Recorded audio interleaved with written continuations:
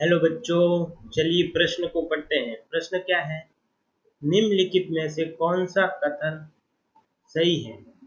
अब चार विकल्प दिए गए हैं और चार अलग अलग कथन दिए गए हैं। इन कथन को पढ़ने से पहले जो अपनी इस प्रश्न के लिए मुख्य अवधारणा है वो समझते हैं। मुख्य अवधारणा, मुख्य अवधारणा क्या है? निकाय।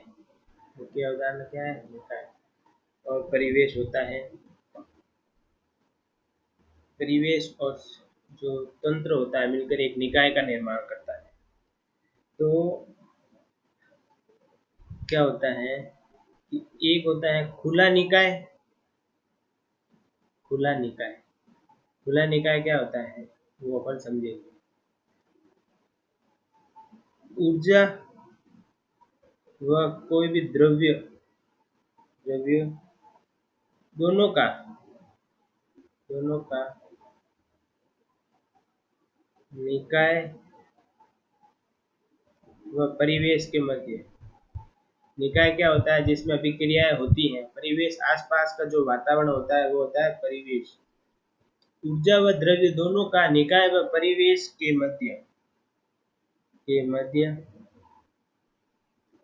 विनिमय। विनिमय मतलब, विनिमय का अर्थ क्या होता है?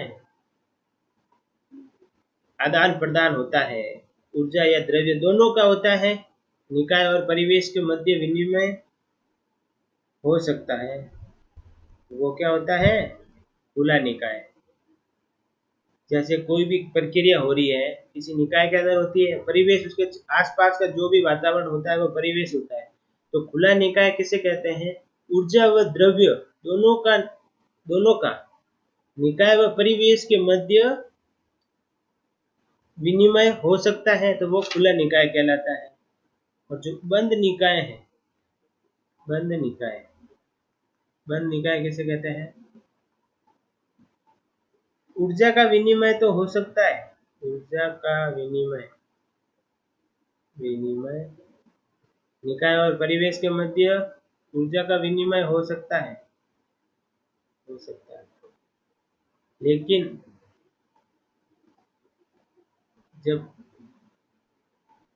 लेकिन जब द्रव्य का विनिमय, मतलब द्रव्य वातावरण में नहीं जाता है निकाय से, तो जब द्रव्य का विनिमय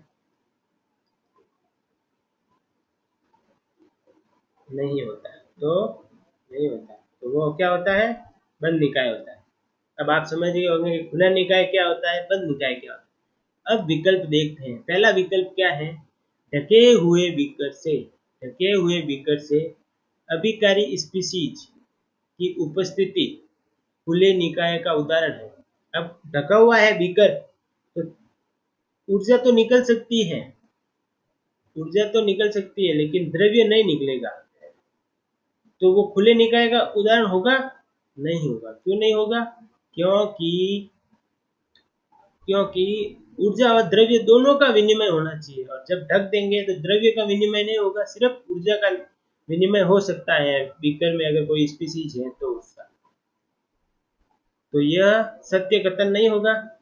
दूसरा कथन देखते हैं। जो दूसरा विकल्प में क्या है? एक बंद निकाय में निकाय और परिवेश के मध्य ऊर्जा और द्रव्य दोनों का विनिमय होता है। नहीं, बंद निकाय के अंदर सिर्फ ऊर्जा का विनिमय हो सकता है, तो यह कथन भी गलत है। तीसरा कथन देखते हैं। कॉपर के बने एक बंद पात्र में अभिक्रियकों की उपस्थिति बंद निकाय का एक उदाहरण है। अगर किसी पात्र में आपने, कॉपर के बने हुए पात्र के अंदर कोई भी अभिक्रियक रखा है, तो उसमें से ऊर्जा तो बाहर निकल सकती है कॉपर से, कॉपर के बने हुए बर्तन से, लेकिन पदार्थ द्रव्य बाहर नहीं निकल सकता, तो वह बंद निकाय का उदाहरण हो सकता है। तो यह जो है वह सत्य कथन है। क्या है? सत्य कथन है ये। अब देखिए, जो तीस जो चौथा कथन है वो क्या है? एक थर्मस फ्लास्क में, थर्मस फ्लास्क में या किसी अन्य बंद उष्मारोधी पात्र, उष्मारोधी पात्र का मतलब क्या हो गया? ऊर्जा का विनिमय नहीं होगा। अभिक्रिया की उपस्थिति बंद निकाय का उदाहरण है। तो भाई ऊर्जा का विनिमय होता है वह बंद निकाय होता है, द्रव्य का विनिमय नहीं होता है तब बंद निकाय कहते हैं। तो अगर इसने तो ऊर्जा का भी निकाय बंद कर दिया तो वह ऊर्जा का भी विनिमय नहीं हो रहा है तो वह बंद निकाय में नहीं आता है। तो यह भी विकल्प गलत है।